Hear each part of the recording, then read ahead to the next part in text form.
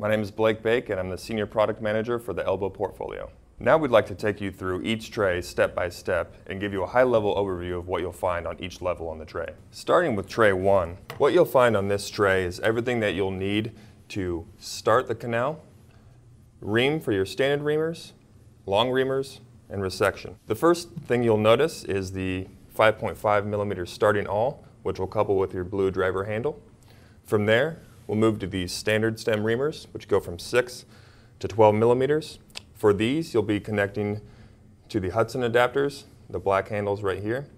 And from there, you'll see the long stem reamers as well, also going from 6 to 12 millimeters. Associated with the long stems as well will be your long stem resection guides, the 6, 8, 10, 12 millimeter, as well as the 7, 9, and 11 millimeter resection guides. Finishing the platter here on tray 1, you'll also see the collar reamers going from 6 to 12 millimeters to ensure that you have a perpendicular cut to the canal. Tray number 2. On this tray, you'll find any and everything that you might need to determine which trials you need before implanting the final implant. Starting over here, you'll see the trial stem caddy. This is for the standard stems only. We have the 6 millimeters all the way up to 12 millimeter standard stems. Going down this way, we'll have every single collar height that you'll need, going from +0 to 2, 4, 6, and ending at 8. Moving to the long stems, you'll see we have the long stem trials, both blue for left, green for right. These also range from 6 to 12 millimeters in 1 millimeter increments. Moving over here, you'll notice we have the Anatomic radial head sizing dish, which is going to determine which trial head you'll be using for the definitive implant. Moving here, we see the trial head caddy, ranging from 18 millimeters to 28 millimeters in left and right. We have our height gauges. These will correspond directly to which trial stem collar you'll be using for the definitive implant. In the middle, we've got our trial stem insertion tool, which may also be used for removal. Through this trial stem tool, you'll have a crossbar that will go through the trial stem insertion tool for inserting a stem or removing a stem. And then finally, we've got a radius retractor tool. This is an S-shaped instrument you see right here. This can be used to help elevate the radius, particularly in cases where the ligaments have not been avulsed and the elbow is tight. Tray number 3 is what really rounds out the Anatomic Radial Head Solutions 2 system.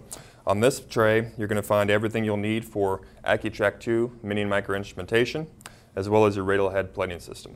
Now we're going to take a deeper dive into each tray and explore them in more detail. On the table here is everything that you'll need to prepare the canal for a standard stem trial. Starting here, connected to the blue driver handle, we see our 5.5 millimeter awl. This is going to prepare the radial canal for our standard stem reamers.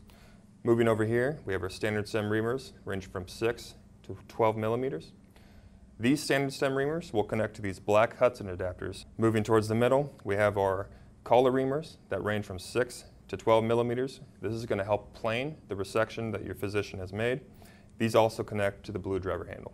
The system includes 2 ratcheting Hudson adapters, allowing you to ream sequentially, so while you're reaming with one size, you can have the next size readily available. On the table now is everything you'll need to prepare the canal for a long stem trial. Starting here, we've got our 5.5 millimeter awl to open the canal. This will connect to the blue driver handle. Moving forward, we see our long stem reamers going from 6 to 12 millimeters by 1 millimeter increments. These will connect to the black Hudson adapters available in the system. And then finishing here in the middle, we've got our long stem resection guides, both in the even size and odd size configurations. Diving deeper into the long stem resection guide, you'll notice there's going to be 4 slots on the 6, 8, 10, 12 long stem resection guide. This corresponds to your cuts needed for a 6, 8, and 10, 12 millimeter resection guide. Your surgeon will take their sagittal saw, score the bone at the desired location, and then finish their cut after the guide has been removed. When trialing for your definitive implant for a Radial Head Solutions case, there's 3 dimensions you'll need to determine. Starting here, you'll need to determine the standard stem trial diameter. Here you see we have from 6 to 12 millimeters. Moving over to the head, you'll see we have 18 through 28 millimeters, both in left and right specific. To determine your head diameter, you'll take the fragments from the resected radial head and size it in the dish that you see here, again from 18 to 28 millimeters. Moving forward, we see our height gauges. These go from 0, 4, 6, and +8, which corresponds to our 0, 2, 4, 6, and 8 millimeter collars. The head impactor block serves 3 purposes. The first will be determining which diameter head you'll need for your definitive implant, shown here from 18 to 28 millimeters. The second will be inserting your definitive standard stem implant in one of these holes here, 6 through 12 millimeters. You'll put your definitive ARH implant on top of your stem using the impactor block to connect the Morse taper on your stem and your head. Thirdly, this block will also serve as the connection point for your Morse taper connection for your long stem implant and your head. Now we're going to discuss long stem trials and associated instrumentation. Starting over here, you'll see all of the long stem trials, left and right specific, ranging from 6 to 12 millimeters and 1 millimeter increments. Moving here, we see our radius retractor tool. This tool is used to aid in elevating the radius, particularly in tight elbows. We've got our ARH long stem alignment guide. You'll notice there are 2 forks on this guide. Now this is designed to be used in conjunction with a long stem trial or implant to help you rotate the stem back into alignment on Lister's tubercle. As we prepare to insert the actual long stem implant, we've got our impactor block here, which will be used in conjunction with our head impactor block. You'll put the long stem implant here in the slots. You'll put your ARH definitive implant on top of that. Using the impactor block, you'll hit this with a mallet, ensuring that you engage the Morse taper connection. Moving over to the removal tool shaft and crossbar, you'll take your removal tool shaft, you'll put the crossbar in between the slot on the shaft. Now you'll notice there are threads at the end of this shaft right here, which will thread into the long stem or standard stem implants to help you remove a stem. Now let's take a look at our implant options. Starting in the front, you'll see we have our 6 through 12 millimeter standard stem implants. These are all going to be sterilely boxed. These standard stem implants will be available from 6 to 12 millimeters, as I mentioned, and then in +0 through +8 millimeter collar heights. Moving slightly back, we've got our long stem implants ranging from 6 to 12 millimeters as well in 1 millimeter increments.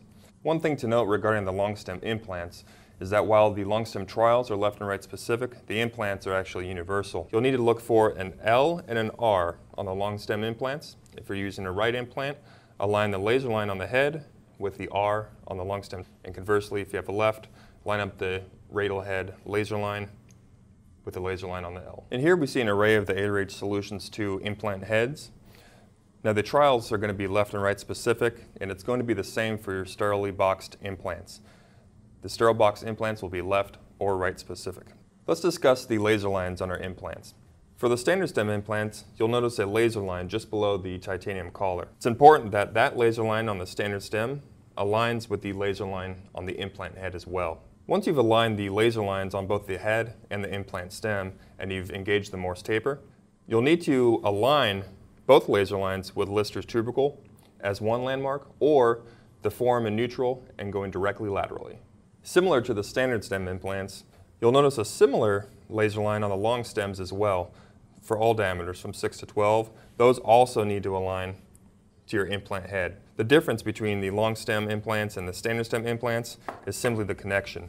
You'll need to engage the Morse taper from your long stem implants on the back of the impactor block.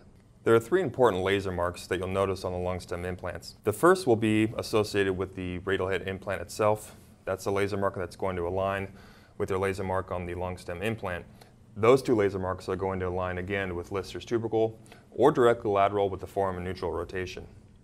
Another important laser mark is that you see right here. It's a circular laser mark that goes around the long stem implants. You'll need to seat the implant at your resection level. So in other words, wherever you've made your resection on the radius, you'll need to make sure that that is flush with the laser mark on the long stem implants. The last important laser marks that you'll see on the long stem implants are the dots.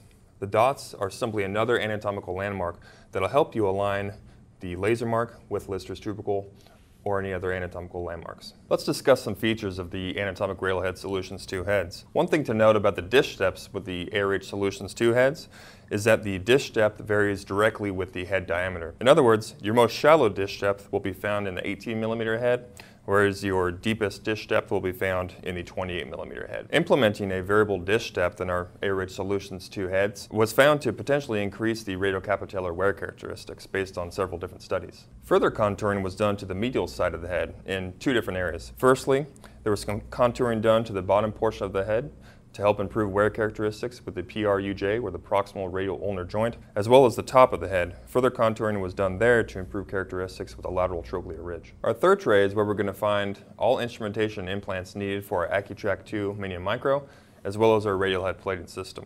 Starting with the radial head plating system, we'll see right here we have the 2 standard and 2 small plates, different curvatures and 2 different lengths. Associated with these 2 plates, we've got our radial head plate locking guide and targeting bolt, and then the associated locking tower used in conjunction with the radial head plates. We've also got a non-locking drill guide as well. Used also with these radial head plates are 12 through 28 millimeter locking and non-locking 2.3 millimeter screws. You'll notice here we've got some specialized plate benders. This will allow you to put in a radial head plate. You can then bend the shaft of the plate while keeping the curvature and the contours of the radial head plating locking as to not disturb the threads. We also have some associated instrumentation for our Accutrack 2 Micro and Mini. You'll see we've got measuring guides, profile drills, long drills, and guide wire assembly. The Accutrack 2 Mini and Micro screws are going to be available sterilely packed in separate boxes and not in the tray. Acumed's proud to offer a comprehensive solution for radial head fractures. The goal of this is to offer both you and your physicians options regardless of patient size or fracture type.